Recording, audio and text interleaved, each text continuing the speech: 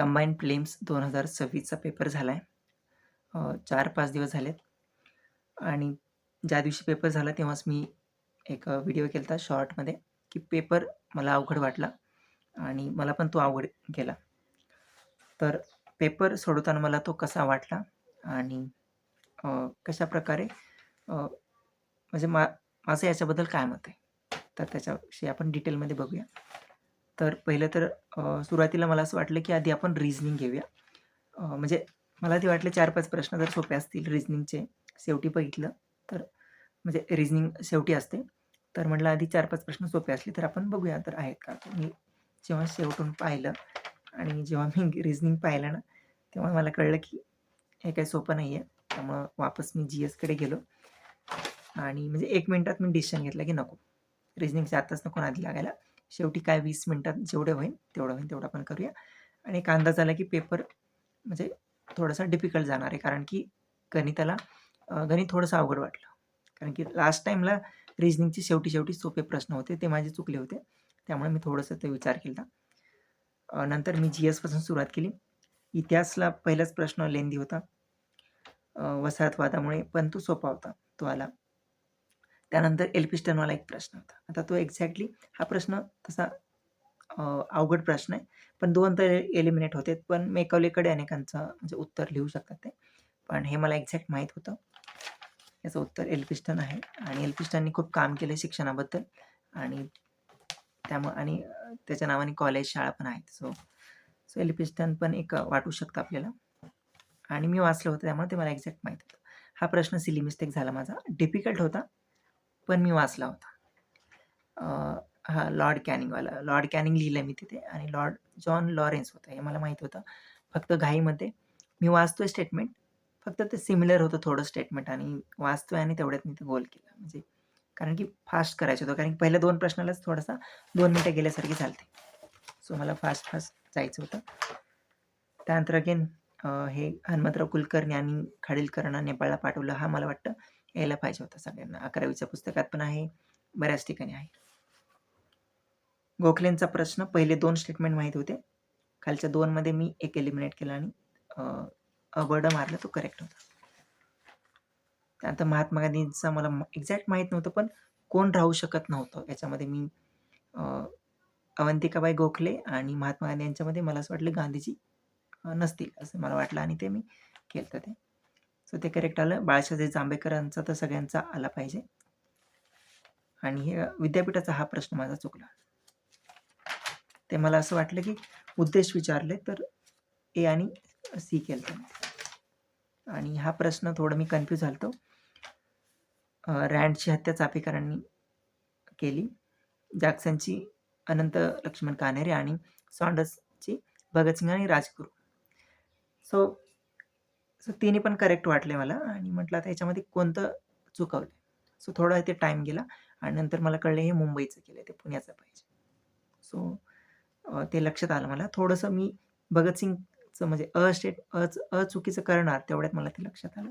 So luckily हा माझा वाचला म्हणायचं. त्यानंतर हे टिळकांचा प्रश्न शुद्ध टोनग्याचे आचळ हे म्हटलं टिळकच असं बोलू शकतात असं स्टेटमेंट. सो त्यामुळे टिळकच होतं आणि एवढं मराठी अशा प्रकारचं मराठी म्हणजे इंग्लिश जर असं कोणी बाहेरच्या राज्यातले जर बोलतील तर ते इंग्लिशमध्ये बोलतील. नंतर ट्रान्सलेशन असं मराठीत होईल. असं ट्रान्सलेट करू शकत नाही म्हटलं कोणी मराठीत. सो त्यामुळे म्हटलं हे टिळकांचंच आहे अशी लँग्वेज. सो त्यामुळे पण मला असं वाटलं की तेच आहे. आणि अर्थात 7-8 मिनिट माझ्या इतिहासाला गेले. पण मार्क्स आले मला तिथे. म्हणजे 8 प्रश्न माझे करेक्ट आले. एक सिली मिस्टेक झाला आणि एक तो विद्यापीठावाला. तो थोडासा अवघडच म्हणेल. ज्यांनी ऑल ऑफ द अबोव्ह मारला किंवा जे ऑल ऑफ द अबोव्ह मारतात त्यांचा करेक्ट आला असेल. तलावांचे शहर खालचे 3 स्टेटमेंट वाचले नाही. तलावांचे शहर एवढं वाचलं, ठाणे केलं आणि पुढे गेलो. त्यानंतर हे दरकेसा हे मला माहीत होतं. हे पुढचे 3 लगातार सोपे आले. प्रश्न ठाणे मुंबई, नवी मुंबई, शहरी एकत्रीकरण. त्यानंतर हा सौर ऊर्जाचा अवघड होता, पण धुळे मी मारला होता आणि तो करेक्ट. त्यानंतर हे शोक हे रिमूव्ह मला वाटलं होतं, पण मी ते दुसराच ऑप्शन निवडला.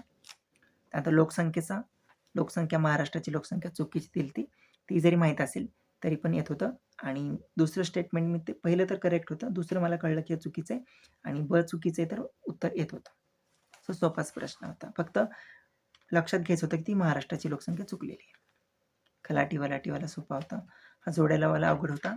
50-50 गेलतो मी पण ते चुकलं. त्यानंतर हे तलाववाला धाराशिवमध्ये तावरच्या नाही हे मला माहीत होतं.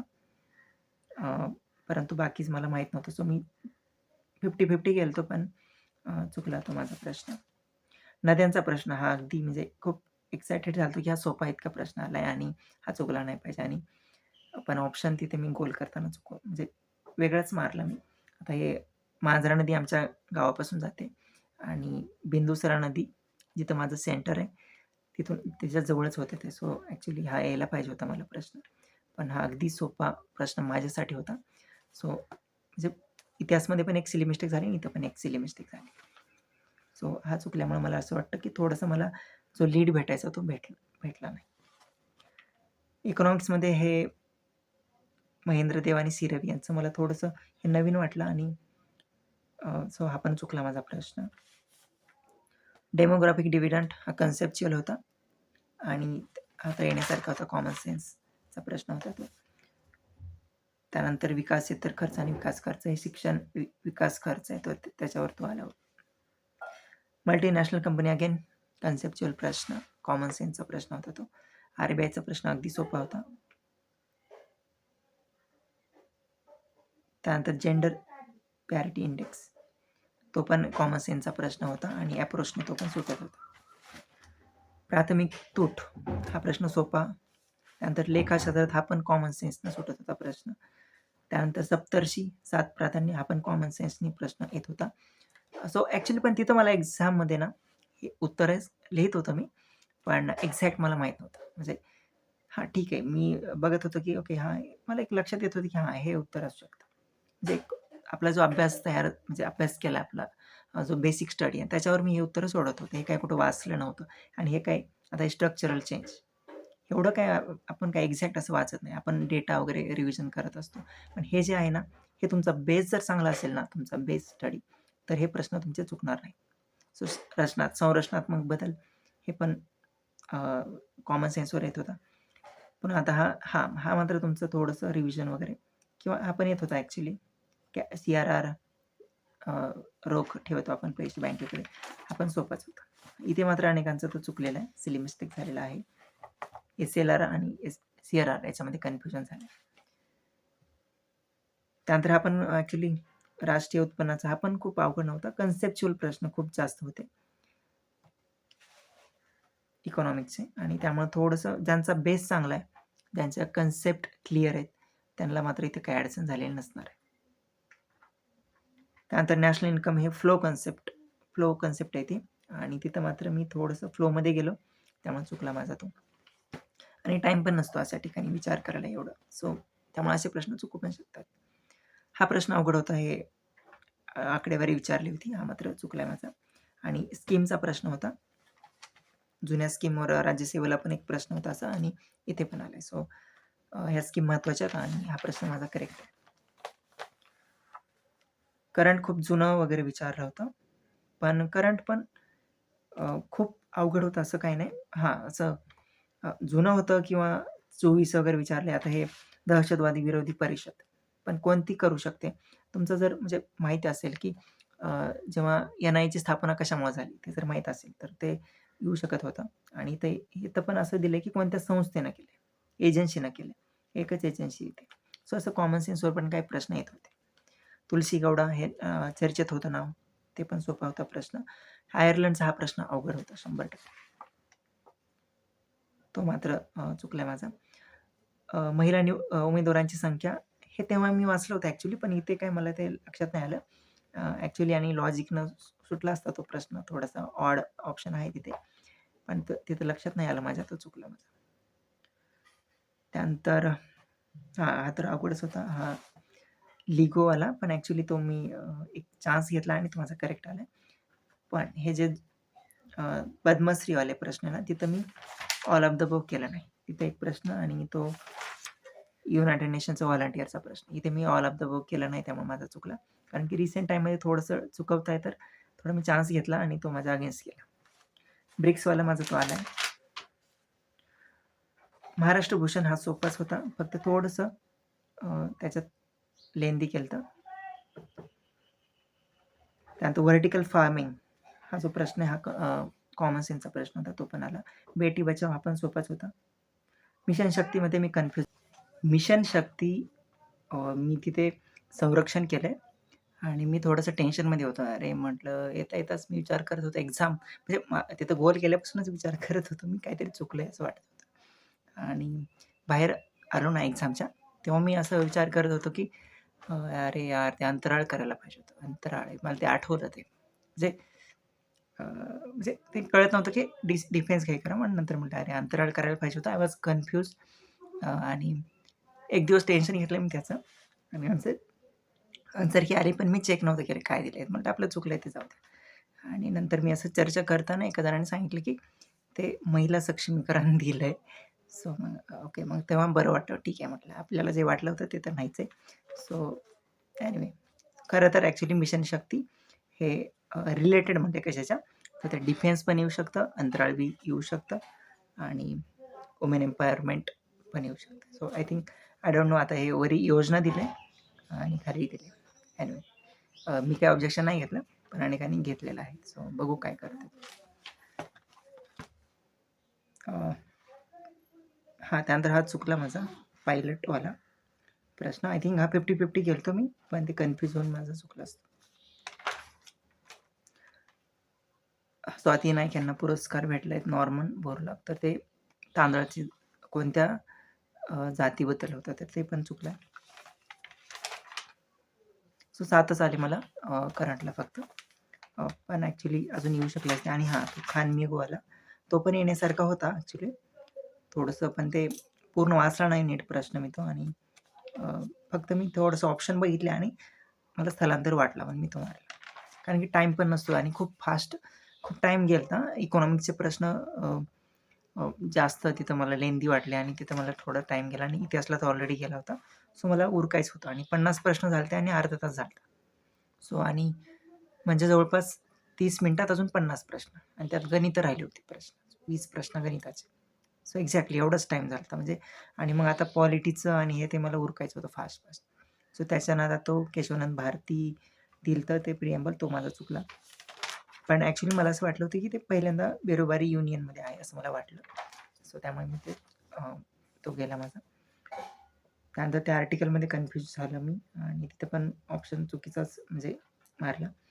त्यानंतर आर्टिकल 23 वाला प्रश्न, तो एक सोपा प्रश्न मी चुकवला. जस्ट त्यात समाविष्ट काय आहे आणि काय नाही. सो पहिलं वरचं वाचलं आणि त्यात मी तो मी मारला नाही, गेलो पुढे. बाकी तर काय सोपे होते प्रश्न, पॉलिटीचं एवढं काय हे नव्हतं.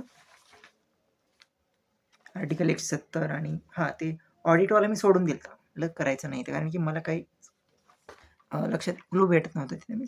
सो आणि मी असं ठरवलं होतं की यावेळेस जर काही असं आले प्रश्न ऑड, तर मी ते सोडणार.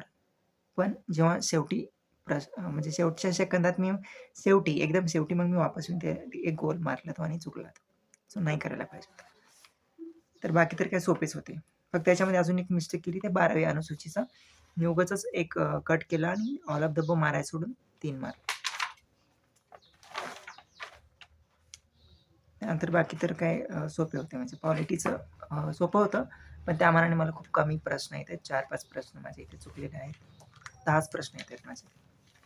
एक अवघड होता आणि हां, बाकीचे एवढे अवघड नव्हते, मॅनेजेबल होते, पण ॲटलीस्ट 12 तर येण्यासारखे होते. तिथं मला असं वाटतं की 10 येत आहेत. सो थोडेसे कमी येत आहेत. आधी मला वाटलं होतं की माझा तो एक बरोबर आहे, पण ॲक्च्युली आता तुम्हाला नंतर मी बघितलं तर ऑप्शन मी चुकीचा मारला तो. सो 10 प्रश्न माझे येतात. सायन्समध्ये रिसेंट टाईममध्ये काम केलं मी आणि त्यामुळे सायन्सला मला चांगले मार्क्स आलेत. तो युरेनियमचा तो न्यूट्रॉन्स आहे, ते थोडंसं मी कन्फ्यूज झालो होतो. पण एक ऑप्शन मला कळेना ते काय झालं नेमकं ॲक्च्युली, पण इव्हेंच्युअली मला कळलं ते मायनस केले ते अणु वस्तुमानांकमधून त्याचा जो प्रोटॉनचा जो नंबर आहे तो मायनस केला. सो मला ते नंतर कळलं. सो नाहीतर मी कोणता ना कोणता मारायला लागलो होतो. सो 11 प्रश्न माझे करेक्ट आले. तरी पण तो मला वाटतं मातीचा जो प्रश्न आहे ना, लोम सॉईल, आय थिंक तो मी थोडा घाईमध्ये मारला, नाहीतर 12वा प्रश्न पण आला असता. सो पण ठीक आहे, तरी पण चांगले प्रश्न आलेत त्याला करेक्ट. गणित मात्र 20 मिनिट राहिले होते मला आणि माझा हाताचा थरथर कापायला लागला होता, कारण की हे गणित बघूनच मला कळलं हे टाईम जाणार आहे आणि खूप म्हणजे गडबड व्हायली होती आणि कॅल्क्युलेशन पण चुकायला लागले होते. सो मग पटकन बघितलं सोपं काय आहे का. नंतर मग ते एक रूटवाला क्वेश्चन होता, रूट 45 वगैरे. हां, मग मी त्याला थोडंसं अंदाजे सोडवलं मी. त्याच्या जवळचे वर्ग बघितले आणि त्यानुसार सुटला तो, आणि ऑप्शन थोडे सोपे होते त्यामुळे तो सुटला. सो मग आणि बाकी त्यानंतर अजून मग ते परिमितीवाला प्रश्न, त्याला पण टाईम गेला. रेशोवाला प्रश्न होता तो सोपा. पुन्हा ते आंबे खरेदी केले, त्यातले 10 सडके, तो लेंदी होता, पण पूर्ण कॅल्क्युलेशन तिथं पण मला टाईम जात होता, पण मी थोडेसे अंदाजे उत्तरं मारले तशा प्रश्नांचे. पुन्हा एक सूटवाला होता, 10% सूट दिली, त्यानंतर 25% नफा होता, तर तो प्रश्न, तो पण थोडासा अंदाजेच मी तिथं पण मारलं.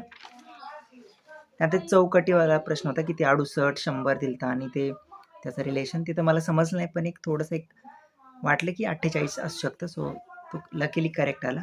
सिरीजवाला तो सोपा होता, एक 4-4चा फरक होता. आणि जिओग्राफीचा एक प्रश्न रिझनिंगमध्ये टाकला होता, तो माझा चुकला. सो म्हटलं ॲक्च्युली मला वाटलं जिओग्राफीचा असता तर मी तिथं वेगळ्या पद्धतीने विचार केला असता, पण इथं थोडंसं रिझनिंगचा होता म्हणून मी थोडंसं म्हटलं दोन्ही करेक्ट असून. प्लस मायनसवाला एक होता, ते प्लस म्हणजे गुणाकार म्हणजे भागाकार. खूप मोठे कॅल्क्युलेशन होते, त्यामुळे टाईम जात होता. म्हणजे 21 गुणिले 23, पुन्हा त्यातून मायनस करायचं वगैरे आणि त्यात टाईम लागत होता. त्यात बी कॅल्क्युलेशन चुकलं. 523 माझं येत होतं कुठंतरी, पण मी त्या जवळचं मारलं मग तो पण ॲक्च्युली करेक्ट आला. सो आणि माझा म्हणजे असं कॅल्क्युलेशन येणं झालं, ते वापस जाऊ शकत नव्हतं. सो मग मी त्यातले जवळचे मारलेत आणि लकीली करेक्ट आले ते. त्याच्या जवळचा जर दुसरा कुठला ऑप्शन असता तर आला नसता. त्यानंतर मग ते वायची किंमत विचारलं होतं, ते इक्वेशन टाकले होते त्यांनी. तो आला, पण टाईम गेला, पण आला तो. वेन डायग्रॅम आला तो. दिशाचं पण उलटं केलं त्यांनी तो प्रश्न, आणि असं सोडवलं नव्हतं आपण, असं आपण सोडवत नाही. आपण एक सरळ प्रश्न सोडवतो, हा उलटा होता. आधीच तिथं गाडी पोहोचली आणि सुरुवातीला कुठल्या दिशेला होता चेहरा ते विचारलं होतं. तर इथे थोडंसं मला हे झालं, पण आला तो प्रश्न. आणि तो संख्या मालिका ABCD काढली, पण ते प्रत्येक ऑप्शननुसार करावं लागत होतं. पण तो पण माझा चुकला घाईमध्ये. मला वाटतं हा यायला पाहिजे होता, कारण की याला टाईम दिला मी, पण मी ऑप्शन चुकीचा मारला खूप घाईमध्ये. आणि मग ते बाकी 2 प्रश्न मी सोडून दिले. तो एक चोरवाला पोलीस त्याचा पाठलाग करताय, तो टाईम जात होता, आणि तो विषयावाला एक अनिवार्य विषय आणि ते कारण की मला कळलं होतं याला 2-2 मिनिटं जातील, त्यामुळे मी ते प्रश्न सोडून दिले. आणि बाकी मग शेवटी राहिलं होतं 1 मिनिट, तर त्याच्यामध्ये मग इकडचे गणित जे होते ना, ते बस लॉजिक वापरायचा प्रयत्न केला आणि जवळचे ऑप्शन बघून मी त्यातले मारले, पण ते काय माझं सगळेचे सगळे चुकलेले आहेत. सो आणि प्रश्न ते सोपे होते, प्रश्न अवघड नव्हते, फक्त टाईम नव्हता. आणि हाच तर विषय आहे ना, पेपर एवढा अवघड नव्हता, फक्त ते आपण कसं सोडवतो त्याच्यावर असतं. आता गणित घरी बघितलं ना, तर तो जिओग्राफीचा क्वेश्चन टाकला, तो जर सोडला तर 19 प्रश्न येण्यासारखे होते. ह्यात काय कुठलं भूमितीचं खूप अवघड फॉर्म्युले, ते आपलं सिलेंडर वगैरे तसले फॉर्म्युले पण नव्हते ह्यात काय. आणि फक्त एवढंच की थोडं लेंदी केलं ते, आणि 19 प्रश्न येण्यासारखे होते. म्हणजे गणित काय अवघड नव्हतं, फक्त 20 मिनिटात हे प्रश्न सोडवणं एक चॅलेंज होतं. आणि रिझनिंग थोडंसं लेवल हार्ड केली ती, लेंदी केली ती. आणि रिझनिंग अवघड नसतेच, किती वेळात सोडवतो त्याला असतं ते. आणि याचं चॅलेंज हेच आहे की 20 मिनिटात तुम्हाला सुटते का. आणि अनेकांकडे तर 20 मिनिटं पण नव्हते, कारण की इकडे पण खूप लेंदी प्रश्न होते. सो आणि त्याच्यामध्ये 100% सोपे प्रश्न जरी समजा असले बऱ्यापैकी याच्यामध्ये, तरी पण सगळेच्या सगळे सोपे मार्क्स घेणं हे पण एक चॅलेंज आहे. तिथं गोल झाला पाहिजे आपला, हे मोठं चॅलेंज आहे आणि अनेक वेळा ते होत नाहीत. आता माझ्या स्वतःच्या सुद्धा इतका सगळा अनुभव होता, किती बी ठरवलं तरी पण चुका नाही करायच्या, तरी पण चुका झाल्यात खूप साऱ्या. आणि प्रत्येक विषयात ॲव्हरेज एक तरी मिस्टेक माझी झालीच आहे. प्लस गणिताला टाईम नाही पुरला. सो त्यामुळे ओव्हरऑल जेवढा स्कोर यायचा त्याच्यापेक्षा कमीच येतोय. फक्त एवढंच की माझं थोडंसं काही बाबतीत लक होतं, आणि किंवा माझा मग थोडासा बेस जो होता, माझा बेसिक अभ्यास जो होता, जो इतक्या वर्षाची माझी मेहनत आहे, तो कामाला आला. त्यामुळे एक अनुभव जो होता तो इथं मी फायदेशीर ठरला, आणि त्यामुळे बऱ्यापैकी इकॉनॉमिक्सचे प्रश्न असतील किंवा हिस्ट्रीचे प्रश्न असतील, इथं मला थोडंसं एज भेटलं. आणि सायन्समध्ये रिसेंट टाईममध्ये काम केले, त्यामुळे थोडेसे माझे मार्क्स 7-8 मध्ये राहायचे ते 10च्या क्रॉस केले. त्यामुळे माझा स्कोर काठावर जो व्हायचा होता, तर तो आता मला असं वाटतं की सेफ झोनमध्ये मी गेलेलो आहे. आणि मला असं वाटतं की 5 डिसेंबरला जी पेपर आहे जो होणार आहे, तर त्याचं म्हणजे I can hope for that. So असं मला वाटतंय. आणि नक्कीच लास्ट टाईमपेक्षा तर माझा स्कोर चांगला येतो आणि त्यामुळे मला असं वाटतं की हां, पेपर झाल्या-झाल्या मला असं वाटलं होतं की होतंय का नाही असं वाटलं होतं आणि 50 बी पडतेत का नाही 100% असं मला मनातून वाटलं. सो खूप म्हणजे पेपर झाल्या-झाल्या एक असते ना की होईल पास. यावेळेस नव्हतं माझं तसं आणि पेपर झाल्या-झाल्या माझी रिएक्शन होती की कसं बी करून 50च्या वर आले पाहिजेत. 50च्या वर कट ऑफ नाही जाणार हे मला तेव्हाच कळलं होतं. म्हटलं हे ठीक आहे पेपर थोडा वाटतो सोपा, पण सोपा नव्हता. सो आता बघूया काय होतंय ते. पण मला तरी असं वाटतंय की मी सेफ आहे असं मला वाटतंय आणि 5 डिसेंबरचं नियोजन करायला हरकत नाही असं मला वाटतंय. सो पेपर तसा बघितला ना, इतिहास मला वाटते अवघड होता. इकॉनॉमिक्स थोडंसं अवघड केलं होतं. फक्त कन्सेप्च्युअल होतं. पण ज्यांनी पण नुसत्या फॅक्ट्स वगैरे केल्यात, तर त्यांना मला वाटतं इथे थोडंसं अडचण झाली असू शकते. तुमचा जर बेस नसेल ना पक्का, तर तुमचा फास्ट नाही सोडवला जाणार पेपर. बेस खूप महत्त्वाचा आहे आणि बेस ज्याचा पण चांगला होता, जे पण खूप चांगला अभ्यास आहे, तगडा अभ्यास आहे त्यांचा, ज्यांनी रेफरन्स बुक वाचलेत, फक्त नोट्स नाही वाचल्या, तर त्यांना मला वाटतं इथं फायदा झालेला आहे. सो मला वाटतं बेस तुमचा करणं तुम्ही गरजेचं आहे. कन्सेप्ट क्लिअर करणं गरजेचं आहे. कसला पण पेपर येऊ, मला वाटतं तुम्हाला तिथे फायदा होणारच आहे. सो ज्यांनी पण त्या पद्धतीने गेलेत, प्रोसेस फॉलो केली, त्याला डेफिनेटली इथं मार्क्स आलेले आहेत. आणि प्लस तुमचा अभ्यास किती आहे त्याच्यापेक्षा तुम्ही तिथं 1 तासात किती चांगल्या प्रकारे प्रेशर हँडल करता, हे पण खूप महत्त्वाचं आहे.